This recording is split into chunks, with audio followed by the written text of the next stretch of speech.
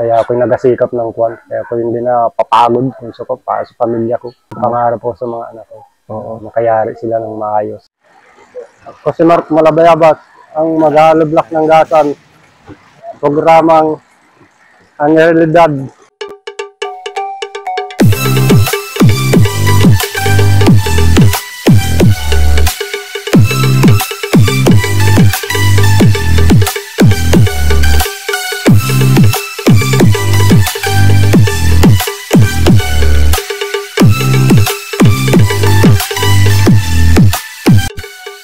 Gaano man kataas ang iyong pangarap, kung ito naman ay walang matibay na pundasyon, ay hindi rin ito magiging matatag. Gaya ng isang bahay na kung walang hollow blocks ay hindi bubuo. Ganito rin ang istorya ng ating pong tema sa araw na ito. Papaano nga ba at sa nagsimula ang paggamit ng matibay na materyales na ito? Pinaniniwala ang nagsimula ang paggamit ng concrete blocks na ito noong 37 to 41 AD sa sinaunang Roma, particular sa Naples, Italy. Alam naman nating ito ay kasangkapan sa isang matatag na bahay. Hindi lamang yan, ito ay kasangkapan din sa isang matatag na buhay. Yan ang ating tema ngayon na pinamagatang ang matatag na pundasyong hindi napapagod. Magandang araw at ito po muli ang programang Ang Realidad. Ako po ang inyong karealidad, DJ Adrian Rosales. At sa araw pong ito ay atin pong muling ibabahagi sa inyo ang mga kwento sa buhay ng isang magha-hollow block. Paano ba nakatutulong hindi lamang sa kanilang mga customer kundi sa kanilang buhay itong paggawa nila ng hollow block? At ngayon pong araw na ito ay makakasama natin ang isa sa ating kababayan, isang magha-hollow block na tumutulong sa kanilang buhay at sa kanilang pamilya, si Kuya Mark Malabayabas. At magandang araw Kuya Mark and welcome sa ating programang Ang Realidad. Ayan. Kuya Mark, matanong ko lang, ilang taon ka nang gumagawa ng hollow block? Mga 10 taon ako. 10 taon.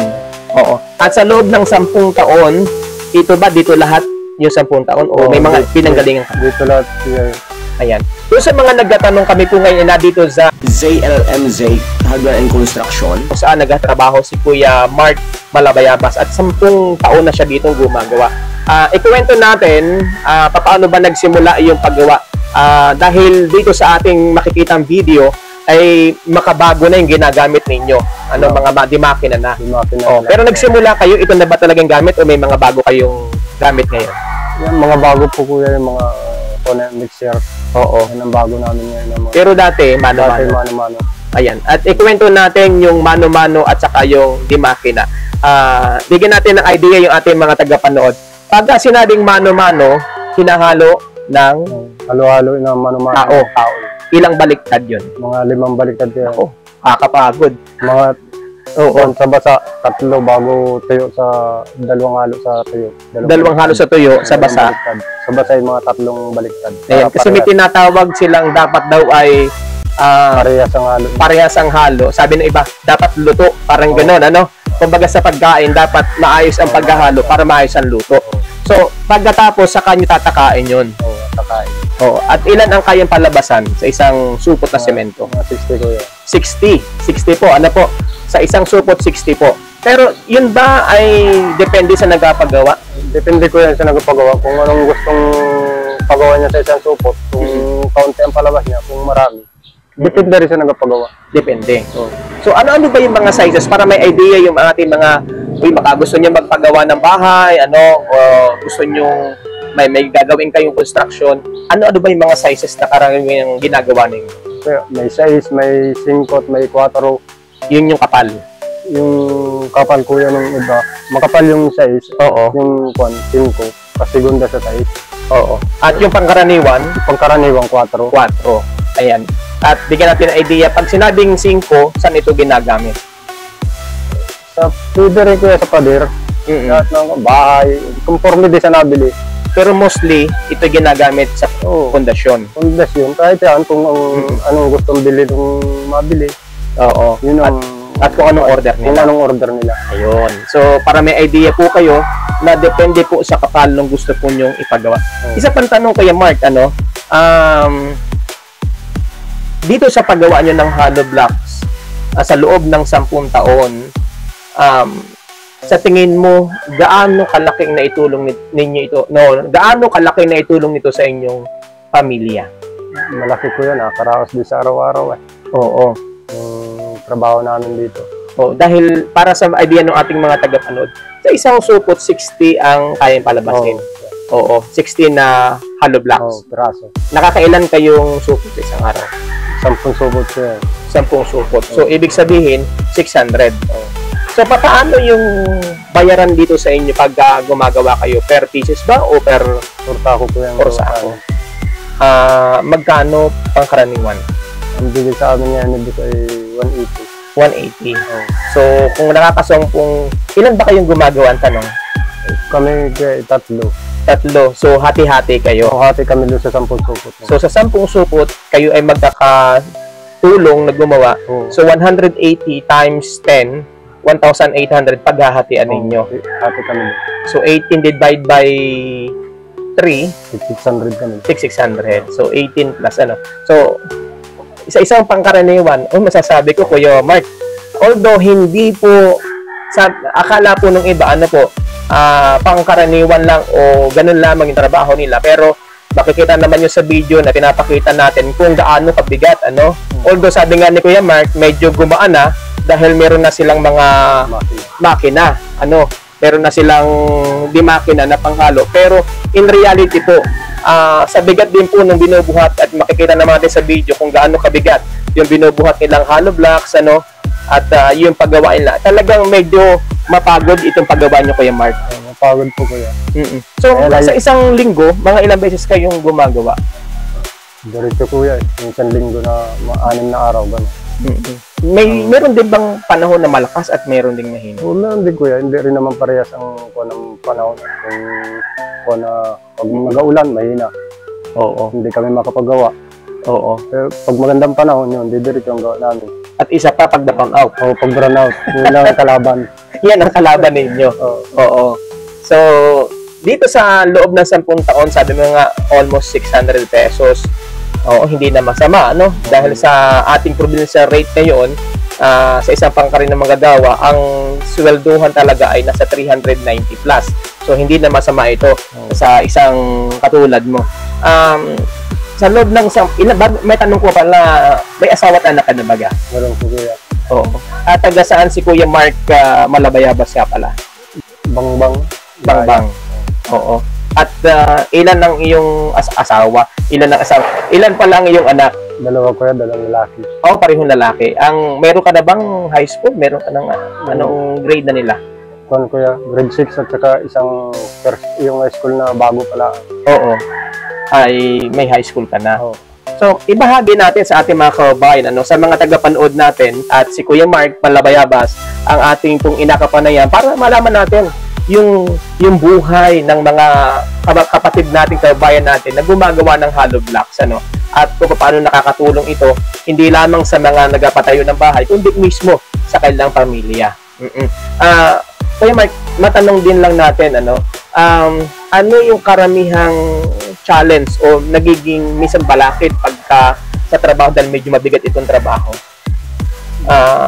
Pag nagkasakit, paano ang ginagawa mo? Kundi kuya, pag nagkasakit ka, hindi, tigil ka muna. Tigil? Oo, mahirap lang kung ka may sakit, tagalakan lumala. Talagang dahil hindi pang karino, itong skilled din. Oo. Si misis mo may trabaho? Meron kuya. Oo. At kasambahay siya. Sa kasambahay.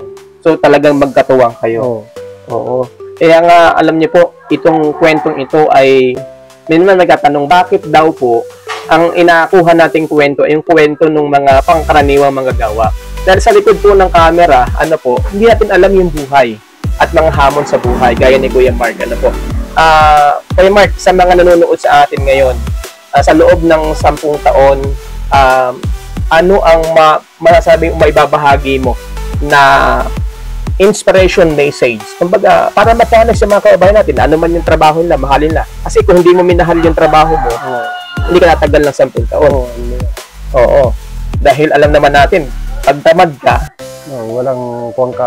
Yung totoong buhay natin, mga kababayan, alam niyo po, pagka tumigil, minsan hindi alam. Yung mga anak natin, mahalin yung mga magulang ninyo, ano? Dahil dugot pawis yung puhunan para magkaroon tayo ng ganitong o mai-survive natin yung ganong hanap buhay. Sa palagay mo, kuya, ano, para sa mga nanonood natin, kailangan ba o sa tingin mo ba sapat ito sa iyong pamilya?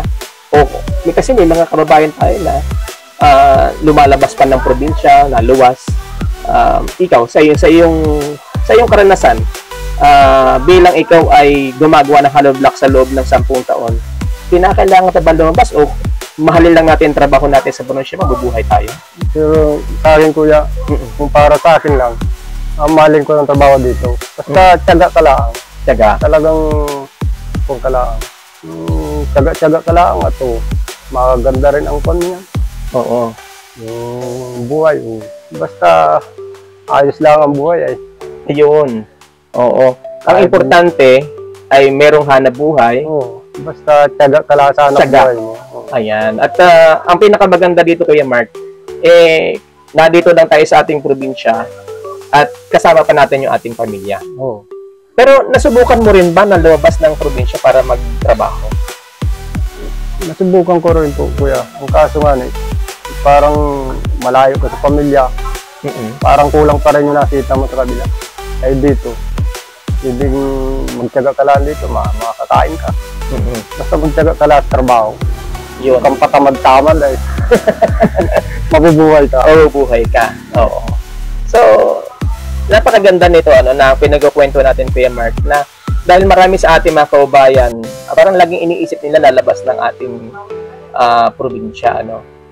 Oo. Pero nakakatuwa ito, ano po, na kaya kudos din sa construction company. Dahil nagtayo sila ng ganito. Kaya nga natutuwa tayo na may mga ganitong mga kumpanya na nakapagbibigay ng trabaho, hanap buhay sa ating mga kaubayan. Although, lahat, sabi ko nga, ay hindi naman po ganun kabilis o kadali na magtayo ng negosyo. Pero ang importante sa lahat ay nagsisimula tayo, mayroon tayong sinisimulan at nagtutuloy-tuloy po tayo. Kaya Mark, ano naman yung mga challenge sa iyo? Kumbaga, minsan, hindi ka ba nakakamiss sa parang nakakapagod na, 10 taon, lang araw-araw mo ginagawa, mag-hollow block. Minsan daw sumasagi sa isip mo na, na lang muna ako. Pero sa akin po, kuya, para sa pamilya ko, hindi ko naisip yun. Para mabuhay lang kami ng maayos. Ayun. Basta malakas ang katawan ko, matrabaho. Oo. So, para sa akin lang, kuya. Oo. Ewan sa iba. Pero syempre, yun yung hindi alam ng marami. Kaya nga, sabi ko nga, minsan, iniisip ng iba, parang bakit ako magpapatuloy mapapagod ba ako o ano? Pero sabi nga ni Kuya, sa kanila titigil sila, pero siya. Diretso ako sa trabaho para sa pamilya ko na may taguyod ko sa... Sa iyo, ano ang challenge mo? O sabihin natin, ano pala ang inspiration mo? Dahil sabi ko nga, medyo mapagod. Hindi lang talaga medyo, sobrang mapagod yung trabaho mo. Umaga pa lang, pagdating dito, nakikita ako yung ginagawa ninyo.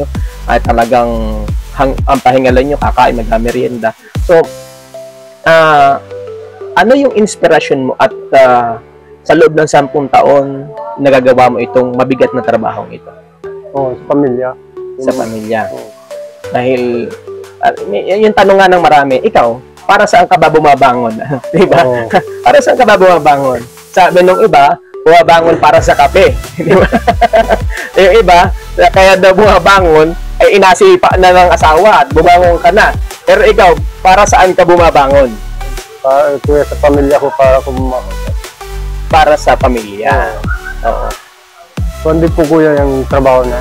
Pasanayan din na kaya tumangal ako dito. Nasanay na rin ako sa trabaho na yun. Para pag hindi ka matrabaho, parang lalo pa nga panghinain. Sanay na rin sa trabaho mabibigat na ganito. At saka, sabi mo mga kanina, yung pamilya. At ano ang pangarap mo? Kung nanonood ngayon yung iyong mga anak, ang iyong asawa, ano yung pangarap mo para sa iyong pamilya? Pangarap ko, kuya, makayarin 2 anak ko. Oo. At wag na nilang sundan yung trabaho ko, mag-aaral silang mabuti. At para sa kanila din naman yung sa mga anak ko. Kaya yun ang nag-sikap ako ng todo para sa mga anak ko, makapagyari ko sila. Kahit paano bugay, para hindi na makakuha ng sundan nila yung trabaho kong ganito. Kaya ako nag-sikap ng todo Ayan. sa pamilya ko niyan. So, ang gusto mo sa mga anak mo, hindi maranasan yung naranasan mo. Naranasan ko nung pampa ko. Bata pa. Oo. Yan eh. Kaya ako'y nagasikap ng kwan. Kaya ako'y hindi na papagod. Gusto ko para sa pamilya ko. Oo. Dahil may pangarap ka sa mga anak mo. Pangarap ko sa mga anak ko. Oo. Makayari sila ng maayos. Kaya sa iyong karanasan, Kuya Mark, ilang taon ka nagsimulang maghanap buhay? Sa akin kuya, bata pa ako'y naghahanap buhay na ako. At hindi rin naman na, mahirap din naman yung aking mga magulang. Kaya ako'y naghahanap buhay na para naikuwang ko sila. May ahon. May ahon. Ngayon nga, nagkapabilya ako. Yun ang tinutukan ko naman. Oo. Yung pamilya ko. Para hindi na masundan nila yung aking gawaing kontraksyon. Maganda ang trabaho nila pag dumating balang araw na umanda ang trabaho nila. At tanong lang siguro natin, kung nanonood ang anak mo ngayon, ano ang mensahe mo sa kanila? Ang mensahe ko kuya, anak, kayo ay mag-aral ng maayos na huwag na kayong tumulad sa akin para gumanda ang trabaho ninyo pag kayo naka-graduate na. Wala ang kuya. At sa misis mo, kung nanonood siya ngayon, ano ang mensahe mo? Mabait po naman yung asawa ko na yun, naintindi yung aking dalawa. Oo. Pasalamat na rin po sa asawa ko, marunong din na katuwang ko rin sa hanap buhay. Oo. Para yung dalawa namin ay umayos ang kwan. Yung dalawang anak namin. At kung may nanonood sa atin ngayon, nagaya mong isang ama na walang inasam o binangarap, kundi matigyan ng maayos na buhay ang anak at ang pamilya, ano ang mensahe mo sa mga kagaya mong ama na nagdaranas ng ganitong mabigat na hanap buhay? Mensahe ko po sa kanila kuya, sana sila'y magtrabaho din at yun nila yung anak nila. Malay mo, balang araw, sila naman matulungan. Wala kuya sa akin. Ayan. At baka may gusto kang batiin o pasalamatan, baka may gusto kang ipaabot yung iyong pasasalamat at maging sa hanap buhay na meron ka ngayon. Pasalamat din po ako kay boss at ako'y tumagal din dito ng ganoon na 10 taon. Maraming salamat din kay boss. Baka may gusto kang batiin na nanonood natin ngayon. Ako Oo. Yung mga kasama mo, i-shoutout mo, yung mga kasama mo sa construction, isa-isahin natin. Sino-sino ba yung mga sparring partner mo sa pang-araw-araw na paggawa ng hollow blocks? Si Angelo at saka si Do, Bagas Marlon. Ayan. No. Wala na. Oo. Ayan. At napakaganda ng ating istorya, Kuya Mark, maraming salamat, nasa maikling pakikipagkwentuhan ko sa iyo ay mas naintindihan ko yung kahalagahan, hindi lamang ng ginagawa niyong hollow blocks, dahil sabi nga, hindi daw mabubuo ang isang bahay kung walang matibay na pundasyon o mga materyales. Tama ba ako? Oo. Pero mas maganda yung ating natutunan dahil sa likod ng matitibay na hollow blocks na ginagawa ni Kuya Mark ay may mas matibay na puso, may mas matibay na kalooban, at may isang mas matibay na paniniwala at paninindigan ang isang ama gaya ni Kuya Mark na gagawin niya, gigising siya, babangon siya araw-araw para sa kanyang pamilya. Sipag at tiyaga at mahalin mo ang iyong trabaho at tatagal ka. At hindi ka mapapagod na gawin ang anumang gawain mo o trabaho mo. At isa pa, anong sabi ni Kuya Mark? Wala siyang pinangarap kundi bigyan ng magandang buhay ang kanyang mga anak. At huwag nang maranasan pa kung ano man ang kanyang nararanasan ngayon. Salamat sa ating mga kababayan na patuloy po na sumusubaybay sa ating programang ito. Ito po ang totoong kwento ng buhay na sumasalamin sa totoong buhay ng ating mga kababayan dito sa ating lalawigan ng Marinduque. Ito po ang programang Ang Realidad, ang totoong kwento sa likod ng mga istorya ng buhay ng ating mga kababayan. At patuloy po nyo subaybayan ng ating programa. Papanood po nyo sa DJAR Media Online at sa Marinduque News Network. Marami pang mga istorya ng buhay ang ating mapapakinggan sa mga pangkaraniwang mamamayan dito sa ating lalawigan. Kaya muli, samahan niyo po muli kami at huwag niyo pong kalimutang i-like at i-share itong ating programa, Ang Kwento ng Buhay ng ating mga kababayan. Dito lamang sa programang Ang Realidad. Isang ligtas na araw, mabuhay ka, lahing Marinduqueño. God bless us all.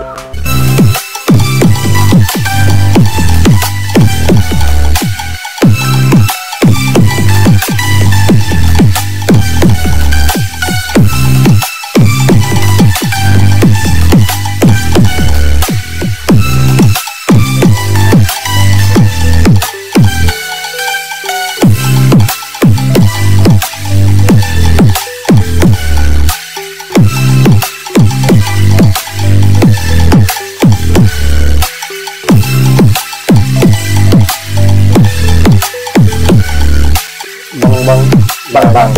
Oo. At ilan ang iyong asawa? Ilan ang asawa?